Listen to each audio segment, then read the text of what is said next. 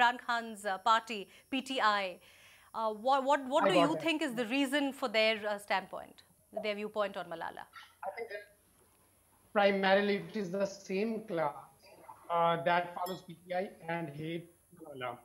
And why the same class? Like there are different aspects to it. One is the education, the kind of education, public sector education that they get, and the kind of opinion makers that they follow. And they are mostly Urdu columnists.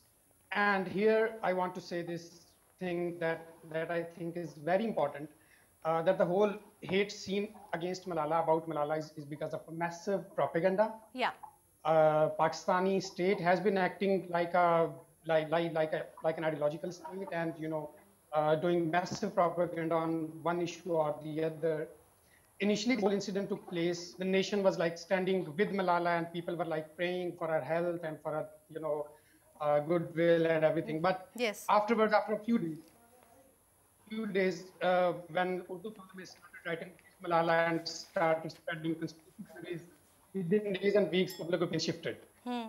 The same happened in case of attack in Atabad when Osama bin Laden was killed, and again same happened in case of Lal Masjid incident. So I will say that initial reaction in all these issues by the general public is towards good, if I can put it that way. But very soon there is some sort of propaganda coming from different sectors, including right-wing Urdu columnists and then mullahs Hmm. who are also still very influential, and that whole narrative of Jamaat-e-Islami that is prevailing. And Okay. PTI is also called, and rightly so, good-looking Jamaat-e-Islami. So the narrative and the ideological foundation that they follow, and the opinion makers that they follow, and the kind of vision that they have, especially about the West and the outside world, and about human rights, about democracy, about liberalism, it's pretty much the same as that of Jamaat-e-Islami. There are many supporters of Malala who feel that now she might be forced to live in exile, the way even Abdul Salam, your other Nobel laureate, was. Do you fear that for Malala as well? Well, the issue, you have to separate the two issues between sort of Dr. Abdul Salam, who was one of the greatest physicists of last century and obviously a treasure for Pakistan, but he was allowed to come back. He came, but then there were issues with his sectarian affiliation, and they Yes. were declared non-Muslim by Zulfikar Ali Bhutto's government. And so that was the issue there. Yeah. Here, it's an issue of security. Malala is going to feel insecure when she comes to Pakistan because she's going to be a target of the Taliban. Now, the only solution for that is for the government to step up and the government to actually, provide security to its human rights defenders and human rights activists. Now, Okay. there's no other way of doing it. This has to be a state's state's own responsibility. It has to take it upon itself to defend those who are its treasure, its assets. Um, uh, in terms of, I disagree with the fact that the Pakistani state has not owned up to Malala. Pakistani state has. Yeah. Even the ISPR, which is the spokesperson, spokes organization for the Pakistan Army, had come out and congratulated Malala, and they were the ones who had gone, sort of gotten her and saved, transported her. Now, again, the more important question is, where does this sentiment, which does exist, it's not a majority sentiment, but it is a significant sentiment, where does it come from?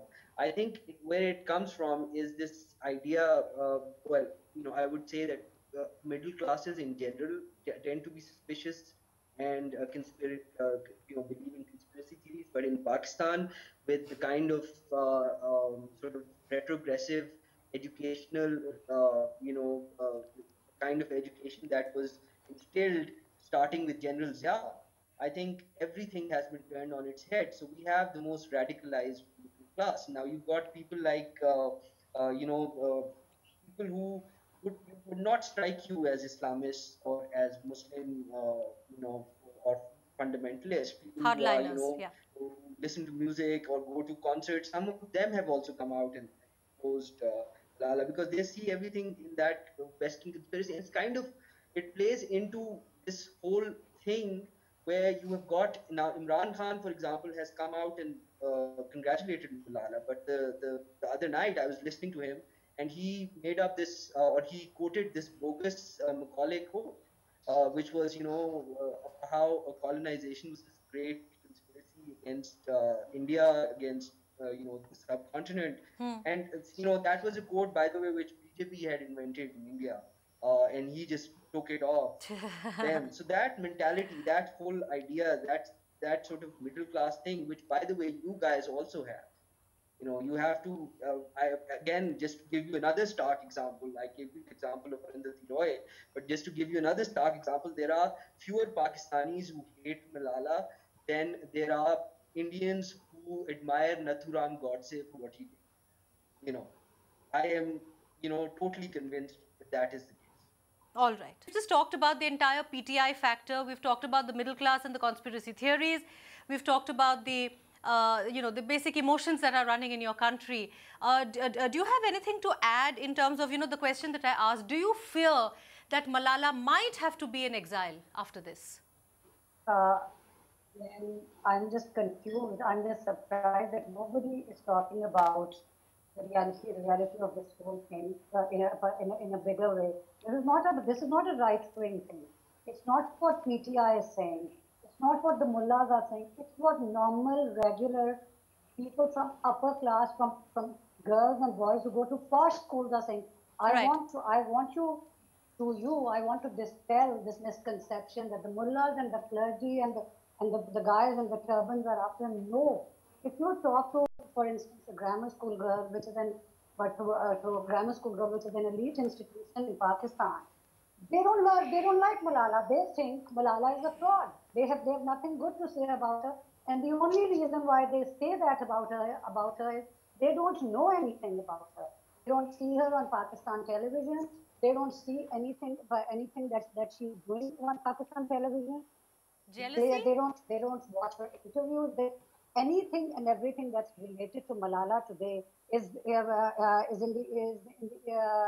the international media. People she meets are all over the world. People she talks to are all over the world. The book she has written has been co-authored by an international journalist. That is why this mistrust and hatred has sprung up. People don't. Why would anybody hate a girl who's doing something to promote education? Right. So here, everybody studies in Pakistan. Yes, there are. For instance, there was a girl. There was a 20-year-old female working in our house, and I asked her if she could read, and she said no. She said my parents didn't send me to any school. They didn't send my brothers, and they didn't send me. This is a matter of people not sending their children to school. Yes. In Malala's own book, she has said that she knew and she thought that Taliban would never shoot a young girl. I was just reading her book. I can quote her exact words. She didn't think this was going to happen. She was shot at, and then she was flown out of Pakistan. Now the only thing that has happened is Pakistanis feel that they don't know anything about her. They don't hate her. They don't know what she's doing. If for instance, the government of Pakistan sends her an invitation, invites her for a few days, understand why the Pakistan government is not making any attempts, is making any steps to invite Malala to Pakistan. Right. Are they trying to say that they would not be able to provide security for a 17-year-old girl and her family members? I don't buy that. So one, there is no right-wing conspiracy against Malala. The whole thing was blown out of proportion by the educated people in Pakistan because they believe the drone issue had been sidelined. Yes. All the kids who had been killed because of drone had been sidelined. And one girl who was shot which was a very, very unfortunate incident, one girl who was shot by the Taliban, and because the US is fighting and the West is fighting the Taliban, that issue was brought into the fore. That's about it. There's nobody hates Malala. There are no gun-toting people roaming around waiting for Malala to come back. Oh, let's shoot her. She's still a nice, very sensible, very, very bright, decent-looking Pakistani girl. Why would anybody hate her? What is she doing in the West? But she remains an enigma. Is She's that not what you're saying? Things that are untrue. everything she says about Pakistan is true. Yes, people may have a problem with the truth, but that doesn't mean that they hate her for that. All of us sitting here, Yasir, Kuldoon, all of us write in newspapers and we write about subjects that are kind of taboo in Pakistan. Right. Yes, the people, we get certain negative comments on the internet, but that doesn't mean people think. So please get this thing out of your head that any time some Pakistanis starts to talk about an issue in Pakistan, there are people who are wanting to kill him or her. That's untrue. I All don't right. agree. It's basically a combination of both of them. Right. Because it's not that they don't know who Malala is. I mean, the world knows who Malala is. They just don't want to, I mean, find out her true strengths. They don't want to accept her because, like I mentioned earlier, accepting her as our true representative, accepting her as our potentially our future leader, basically challenges everything that we as a country believe in, and that is a challenge for both the right wing and the educated class. And so just to say that it's a conspiracy of the right wing parties, that they basically don't want to see a woman, you know, spreading, you know, Talking enlightenment, about because the Malala's problems. fight is not just about girls' education; it's also about secular education. Yes. And that, yes, her fight for secular education is what irked the Taliban and the right wing simultaneously. But it's the fact that it's the whataboutism, the whataboutery of the educated class. Okay, fine, they basically say, fine, Malala was shot, but what about the drone victims? Yes. What about Exactly. this? What about The that? What mass about that? civilian I mean, deaths and the all. issues they highlight Yeah. are pertinent, yes, but what has that got to do with Malala's achievement? Why belittle her achievements? Because I mean, a lot of the people highlight that maybe Abdul Sattar Idi should win the Nobel Peace Prize for all his efforts. Yes, he's done a lot for humanity, and he's done a lot for Pakistanis. But why are his achievements being used to belittle Malala? And again, the, using Edi's example is not something that the right wing parties are doing. It's the educated class, like Meher has mentioned. Yes. People who go to grammar schools, people who have PhDs, masters. They are educated people. So it is the popular opinion that they basically every single person in Pakistan, no matter what their ideological beliefs, no matter where they're coming from, right? It's not just the middle class, it's not just the lower class, it's not just the upper class. Every single person, I mean, the majority of Pakistanis basically are looking for excuses to belittle Malala's achievement.